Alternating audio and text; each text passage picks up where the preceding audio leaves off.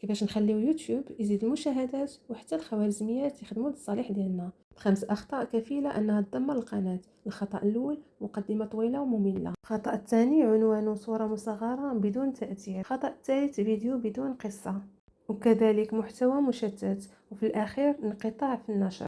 باش نفهموا مزيان خليكم معنا، وما تنساوش لايك واشتراك في القناه باش المعلومه توصل لاكبر عدد ممكن ديال الناس. درتي مجهود كبير في صناعه المحتوى ولكن المشاهدات ما كترتفعش. سهر، مونتاج وساعات باش تخرج فيديو نقي، ولكن ملي كتحطو كتشوف غير 20 ولا 50 مشاهده. اليوم غادي نوريك فين كاين المشكل بالضبط، وغادي نشرح لك كيفاش خوارزميه اليوتيوب كتفكر، كيفاش تقدر تحول المحتوى ديالك من فيديوهات ما كتشوف حتى شي حاجه لفيديوهات كتطلع للتوصيات كيبانوا للجمهور. هذا الفيديو مهم بزاف حيت كل كلمه فيه غادي تخلي تفهم اعماق اليوتيوب. اذا كيفاش كتشوفك خوارزميه اليوتيوب؟ اليوتيوب ما كيهموش شكون انت ولا شحال ديال الناس متابعين. خوارزميه اليوتيوب كتخدم بحال آلة وحده، كتشوف كيفاش المشاهد كيتفاعل مع الفيديو ديالك.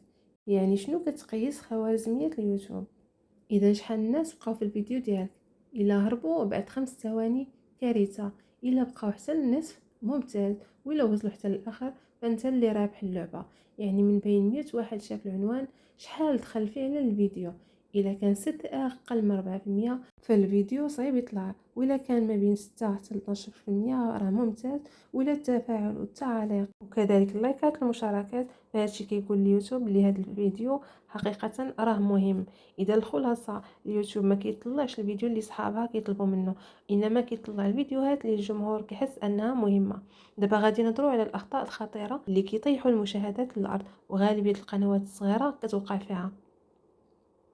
اكبر خطا هو مقدمه طويله وممله. فالمشاهد كيدخل عندك كيقلب على الفايده من الثواني الاولى، فملي كتدخل عليه بمقدمه طويله، موسيقى ولا اللوغو ديال القناه، راه كيخرج قبل ما تبدا. اذا الحل ديالك هو انك تشد المشاهد من اول ثواني بسؤال، معلومه قويه ولا مثال واقعي.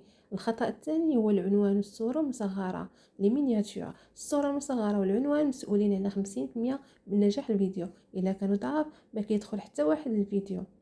والحل: خلي الصورة بسيطة وواضحة، ودير كلمة ولا جوج كبار، دير الوان متضاربة كالاصفر والاسود، وما تغطيش الصورة بالكتابة. الخطأ الثالث هو ان الفيديو كيكون بدون قصة.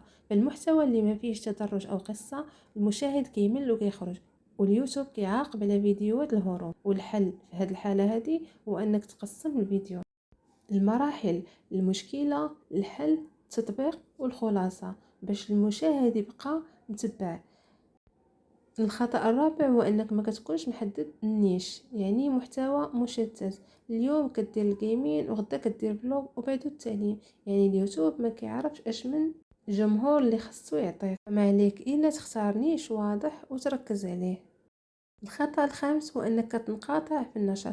خوارزمية اليوتيوب كتثق غير في الناس اللي مستمرين. ملي كتغيب اسبوع ولا اسبوعين فانت كتبدا من الصفر. اذا الحل على الاقل فيديو واحد في الاسبوع. الخطأ السادس هو رداءة الصوت. كاين واحد القانون في العالم كامل، وان الصوت اهم من الصورة 10 مرات. الناس كيتفرجوا في فيديو بجودة ضعيفة ولكن ما يتفرجوش في فيديو بصوت خايب. اذا كيفاش نزيدو المشاهدات بطريقة علمية؟ خاصك تشد المشاهد من اول 10 ثواني، لان اول ثواني هي اهم ثواني في الفيديو كامل. خليها قوية ومباشرة الموضوع. ثانيا، حط استدعاء يكون ذكي. مثلا كتب لي شنو اكبر مشكل كتواجهه في القناه ديالك باش نعاونكم ونجاوبكم كاملين. وهذا الاسلوب كيخلق تفاعل. خلي الفيديو مبني بطريقه احترافيه وكل جزء كيجر اللي بعده.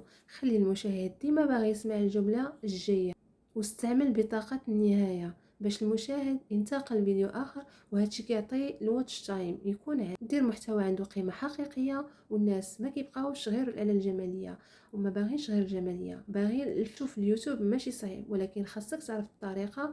انا متاكده انه الا طبقتي هذه النصائح فالقناه ديالك غادي يبان فيها فرق كبير في الايام الجايه. وشكرا.